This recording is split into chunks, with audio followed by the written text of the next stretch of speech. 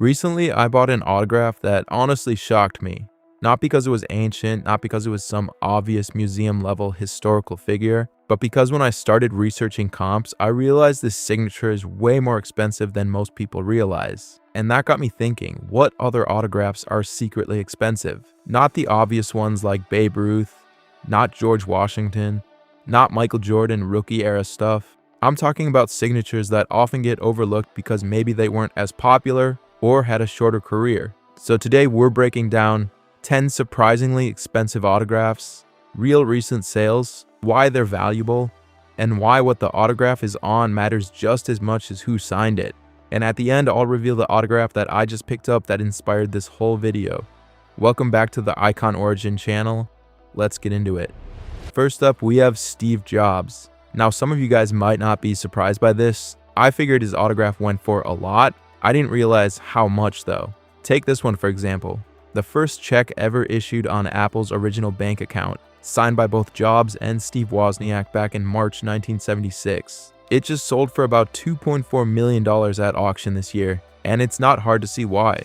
That check didn't just have a signature on it. It documents the very moment Apple went from idea to real business. Then there's this 1983 Apple computer business card signed by Jobs himself. That one brought about $180,000 at auction. Man, I love that old colorful Apple logo. Then we have one of my favorite Steve Jobs pieces ever, which is this typed letter. He wrote, "I'm honored that you'd write, but I'm afraid I don't sign autographs." And then ironically signed it at the bottom. This sold for over $400,000 at auction. Most of the time his signature sells for an insane amount, but I did find one case where it was quite a bit lower. This is from a notepad or something. It says "Hello 9th grade," and then is signed Steve Jobs below. It says here that the consignor's father-in-law attended a conference where he met Jobs and asked him to sign for the high school class taught by his wife, who was a teacher. This only sold, for $11.5K, and it's probably just because there really isn't any relation to Apple on this piece. I bet if he drew a little apple next to his name, this would have sold for over $100,000. Steve Jobs was a true visionary and his impact on the world was immense. It'll be interesting to see how his memorabilia is valued over time. Next up, we have J.K. Rowling.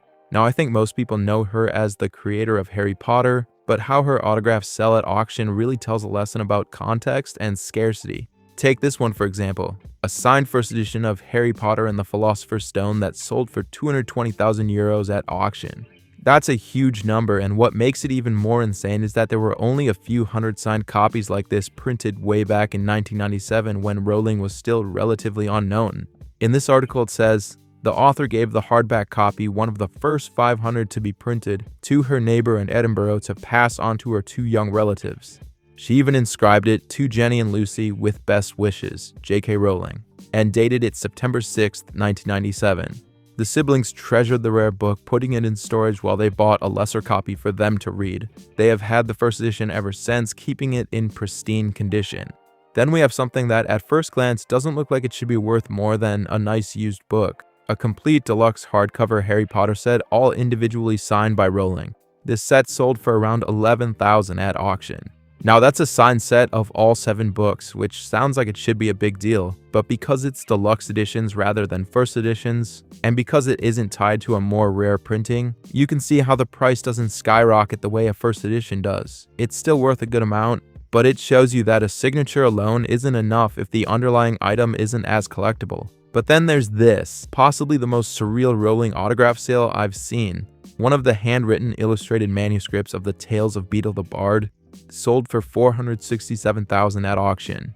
This wasn't just a signature inside a printed book, bound in leather and created before Pottermania even took off. Only a handful of these were ever made. 6 were gifted to people who helped bring the series to life, and 1 7th copy later sold for charity. At number 3, we have Bruce Lee. And this one is especially interesting because of how scarce authentic material from him is. Take this for example, a signed membership card from the Jun Fan Gung Fu Institute, which was Bruce Lee's first martial arts school in Seattle. This isn't some random piece of paper. It's directly tied to the origins of his teaching philosophy. That membership card sold for $26,000 at auction, which is a strong price for something that really matters within his story. Then there's a signed photograph that sold for about $16,000. Even though it's personalized and less historic than the membership card, anything with his handwriting is super collectible because there just aren't many out there. But my favorite is this handwritten sheet where he writes out the line, "Life's battles don't always go to the stronger or faster man, but sooner or later the man who wins is the man who thinks he can." That piece went for $13,000 at auction. That's not just his signature, that's his mindset captured in his own handwriting. Bruce Lee wasn't around long. He passed away in 1973 at just 32, and he definitely didn't do the autograph convention circuit. So every authenticated piece that comes up hits both nostalgia for fans and real historical interest. At number 4, we have another visionary, and regardless of what you think of him, he is a world-changing human, Elon Musk. The first 2 pieces I'm going to show you aren't even signed, but I still thought they were worth mentioning because they give you an idea of how strong the demand is for early Musk material in general. The first one, an original photograph of a young Elon Musk taken by his college girlfriend Jennifer Gwynn back in the mid-1990s at the University of Pennsylvania. No signature, just a candid photo of him before Tesla, before SpaceX, before any of it. That sold for almost $6,000 at auction. Then there's another original photo from that same group, again not signed, and that one brought $9,375, which is kind of crazy when you think about it. Just early personal photos, nearly 10 grand. Now let's actually get into the autograph side of things. Guys, Elon does not have the coolest signature in the world. It's pretty lame compared to some others out there. But this signed SpaceX replica helmet brought $21,000 at auction. That's a full-size helmet with SpaceX branding signed right across the visor. And that's where you really start seeing collectors step up. Because now it's not just early life nostalgia, it's directly tied to one of the companies that will define his legacy. Then we have this rare SpaceX business card signed by Musk, PSA authenticated and graded a Gem Mint 10. A business card might sound simple, but this one sold for $39,000, which is wild. Also, usually I think this is where an address would go. Does SpaceX literally own Rocket Road, so they just have to write this? If so, that is pretty sweet. At number 5, we have another Lee. Not Bruce Lee, not Chum Lee, shout out Pound Stars, but Stan Lee, who was Marvel's primary creative director for 2 decades. He co-created a ton of iconic characters like Spider-Man, X-Men, Iron Man, and my favorite, the Hulk. Now, I will say that his more expensive memorabilia is partially priced the way it is because of the actual item's rarity, but it's no question that collectors are after his stuff, especially after he passed away in 2018. Take this signed copy of Amazing Fantasy number 15, which if you don't know is the first appearance of Spider-Man. This one sold at Julien's for over $38,000, and that makes sense. That's arguably one of the most important comic books ever printed.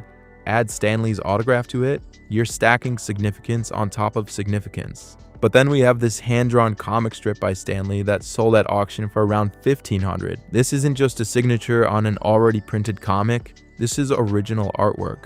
I figured it would probably sell for more, but I think a lot of these exist, especially if he was drawing one almost every day. And then there's this one which I found fascinating. A hand-drawn comic book cover listed on eBay for $1 million. Now that one hasn't sold, at least not yet, but the fact that someone feels confident even listing it at that number, and that over 300 people are watching the listing, tells you something about how the high end of the Stan Lee market is perceived. He was the genius behind an entire group of characters that still dominate film and pop culture today. And because of that, even though supply is higher than some other names on this list, demand is strong. Alright, I'm going to try and go through these next 5 a little quicker, and then we'll get to the surprisingly expensive autograph that I recently bought. At number 6, we have Chester Bennington, who is the lead singer of Linkin Park. Unfortunately, he's no longer with us, but his legacy lives on, and I've been to a Linkin Park show before. They have superfans that live and breathe their music, which is likely why Chester's autograph has become so sought after. First is this guitar signed by the entire Linkin Park band, including Chester. That one sold on eBay for $15,000, which makes sense. It's displayable, it's band complete, and it ties directly to their legacy. But then here's what caught my attention. A blank index card, literally just a small piece of white paper, signed Chester Bennington, PSA authenticated, sold for almost $700. No album, no photo, no inscription, just his name. And for a more modern musician, that's actually pretty strong. Chester passed away in 2017, and Linkin Park's impact, especially on that early 2000s generation, is huge. So even something as simple as a signed index card carries real demand. At 7, we have someone that I'm not too familiar with, but I've just come across scouring eBay before, and that is Hayao Miyazaki, who is a Japanese animator, filmmaker, and manga artist. He also co-founded Studio Ghibli. I came across this signed sketch from 1988 that sold for over $50,000. And what makes that so interesting is that it's early. This is pre-global phenomenon Studio Ghibli era. It's from a time before Miyazaki became this worldwide icon. And for certain collectors, early work like that, especially signed, hits differently. It feels closer to the origin story. Now on the flip side, there are also a lot of hand-drawn Miyazaki illustrations that sell fairly regularly. I found one on eBay that went for about $2,500, and that seems to be more of the normal range for individual hand-drawn pieces that surface. What's interesting here is that his signature alone doesn't always command crazy numbers, but anime as a category feels like it's only getting bigger worldwide. It's definitely a category that we are trying to learn more about every day, and Miyazaki is basically at the top of that mountain. At number 8 is Anthony Bourdain, another figure that I personally don't know a ton about. I do know that he was a chef, author, and TV personality. I watched a couple clips of him and I did start to understand the appeal. He's very raw, authentic, and usually people that connect like that to their audience have a strong collector market. The craziest sale of his memorabilia is his personal chef's knife, which sold at auction for $231,000. I know it's not an autograph, but I had to mention it because I thought it was absolutely insane. I think for a lot of these people that are highly collected, the more personal the better. And in his case, his personal chef knife is up there. It would be comparable to Stan Lee's pen that he used to write all of his comics. Now on the autograph side, those numbers are obviously lower but still strong. I found a signed copy of one of his books on eBay that sold for over $2,000, and another signed photo that brought just under $800. What's fascinating is that Bourdain did sign books. He wasn't impossible to get, but early signed copies of Kitchen Confidential or anything tied directly to his come-up have much stronger demand. Since his passing in 2018, the supply is capped, and culturally it seems like his influence hasn't faded at all. If anything, it's grown. Next up is Hunter S. Thompson, who I think has influenced a lot of content creators without them even knowing. He was an American journalist and author who pioneered gonzo journalism, which is a subjective and personal style of reporting where the reporter is central to the story. We see this all over the place now with YouTube and TikTok, where normal people are going out on the streets and finding and telling stories and news. The most interesting piece I found for him was a chair from his favorite bar, the Woody Creek Tavern, signed by Thompson himself. That sold at auction for $8,750, which feels right. It's not a clean book or a framed photo, it's literally a bar chair from the place he hung out. Then I found a signed handwritten letter he wrote that was listed at $5,000 and sold via best offer on eBay. I'd imagine that landed somewhere in the $3,000 to $4,000 range, which makes sense for something fully handwritten and personal. What's interesting with Hunter is that his autograph alone can range anywhere from a couple $100s up to a couple thousand depending on the subject. But when you combine his signature with writing or something that feels very him, the numbers start climbing. He wasn't just a writer, he was a character. And that personality definitely shows up in his memorabilia market. At number 10, I decided to include someone who's going to help lead me into the piece that I decided to buy recently. We have Frank Ocean. Super talented musician, artist. Channel Orange was insane. I still listen to that all the time. I think what makes his memorabilia rare is that he just hardly ever signs. Like if you go on eBay right now, you will not find many authenticated autographs from him. Frank just isn't public like that. You don't hear much about him doing meet and greets. He rarely puts out music. He moves very quietly. The only thing that seemed remotely legitimate that I came across was a signed album posted on Reddit. If something like that came to market in a real authenticated setting, I'd imagine it would land somewhere in the $5,000 to $10,000 range. Maybe more, purely because of scarcity. Frank Ocean feels like one of those artists who's gonna have a legacy beyond his years, just like the musician that I decided to buy an autograph of recently. Okay, so now it's time for the reveal. 3, 2, 1. We have Juice WRLD. If you're not familiar, he's a musician, rapper, singer, unfortunately no longer with us. R.I.P. Juice. I'm a big fan of his music. I think his style was really unique and I wish we could have gotten more of it. So this is just an 8x10 photo of him. He signed it down here in the corner. You can see this little imperfection line. Maybe he was going to start writing here and then realize he was going to run out of room. I love when a signature sort of matches the vibe of the person. I think his fits that. He also writes 999 next to his name. I looked this up. Juice stated in an interview that the number 999 meant taking whatever ill, whatever bad situation, whatever struggle you're going through, and turning it into something positive to push yourself forward. Pretty much you're flipping the negative 666 into something better and more positive, 999. I love that and think it just adds a whole new dimension and story to this. His signature is really hard to find. His mainstream career was really only like 1.5 to 2 years long. Before that, I don't think he was getting asked for his autograph that much.